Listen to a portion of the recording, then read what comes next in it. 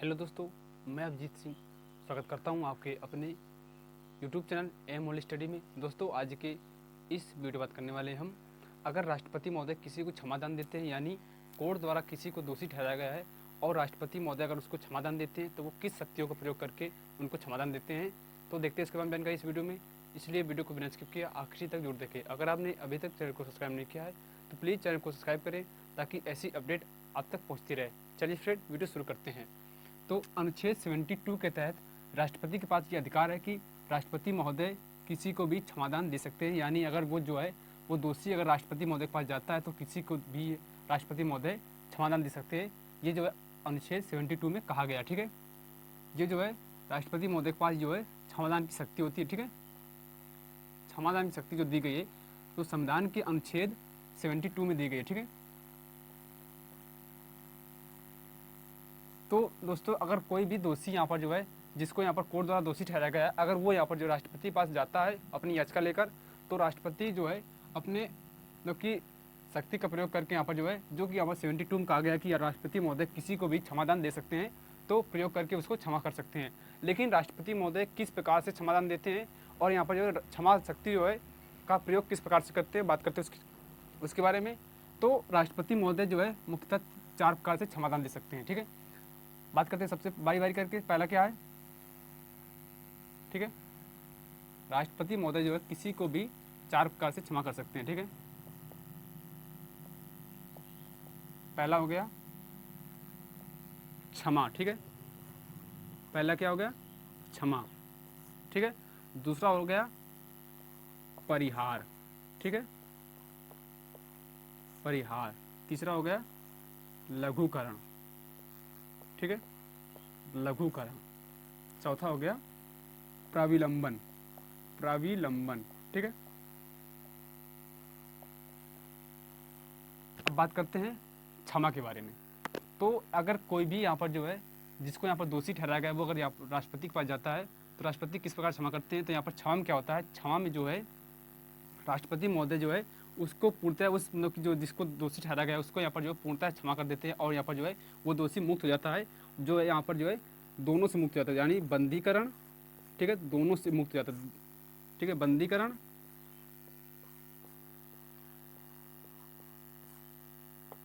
से मुक्त हो जाता है, ठीक है।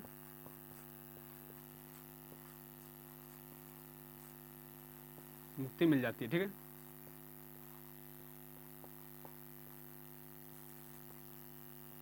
और दोषी स्वतंत्र हो जाता है।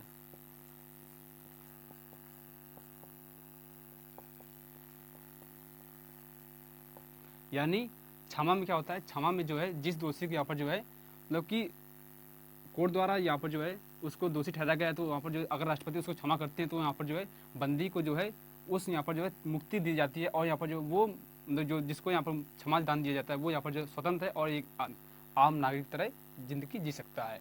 अगर बात करें यहाँ पर परिहार में क्या होता है, तो परिहार में जो है परिहार में क्या होता है, परिहार में कि किसी दोषी को अगर दोषी ठहराया गया तो यहाँ पर जो है उसकी प्रकृति नहीं बदल जाएगी यहाँ पर, यानी यहाँ पर जो है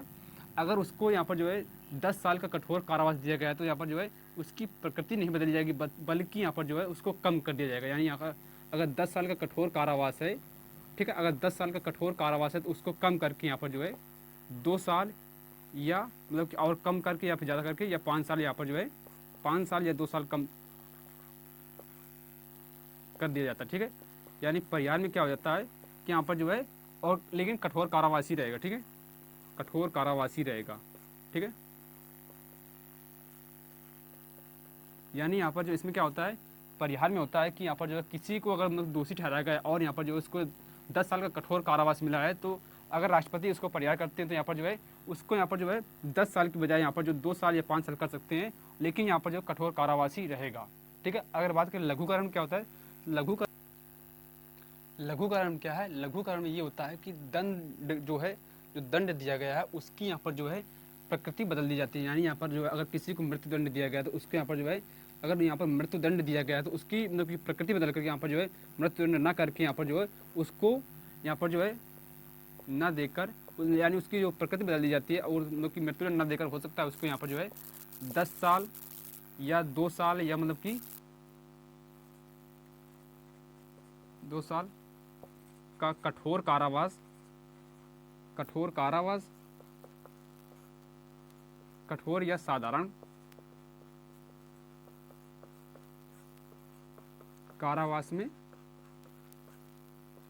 बदल दिया जाता है। ठीक है, यानी लघुकरण में क्या होता है, अगर किसी को यहाँ पर जो मृत्युदंड दिया गया है तो उसको यहाँ पर जो है लघुकरण में मृत्युदंड ना देकर यहाँ पर जो उसको यहाँ पर 10 साल के या 2 साल कठोर या साधारण कारावास में बदल दिया जाता है। ठीक है,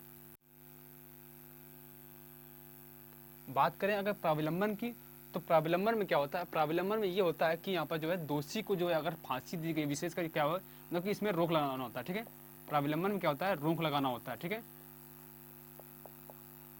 अगर दोषी को यहाँ पर जो फांसी दी गई है तो फांसी में यहाँ पर जो विशेषकर फांसी में क्या होता है, इसमें यहाँ पर जो है रोक लगाना होता है, यानी यहाँ पर जो है इसमें रोक लगा दी जाती है और यहाँ पर जो उसको फांसी नहीं होती है, तब तक क्या करता है जो है यहाँ पर दोषी जो होता है वो यहाँ पर जो है क्षमा याचिका दायर कर सकता है। यानी यहाँ पर जो है विशेषकर इसमें क्या होता है, मृत्युदंड में जो है इसका प्रयोग किया जाता है। अगर किसी को मृत्युदंड दी गई है तो यहाँ पर जो इसमें क्या होता है कि जो प्राविलंबन में कि दोषी को यहाँ पर जो है उस मृत्युदंड से यहाँ पर जो है छुटकारा नहीं मिलता, लेकिन यहाँ पर जो इसमें रोक लगा दी जाती है और यहाँ पर जो है मृत्युदंड नहीं होता है, और तब तक यहाँ पर क्या होता है, दोषी जो है अपनी क्षमा याचिका दायर कर सकता है। यानी यहाँ पर जो है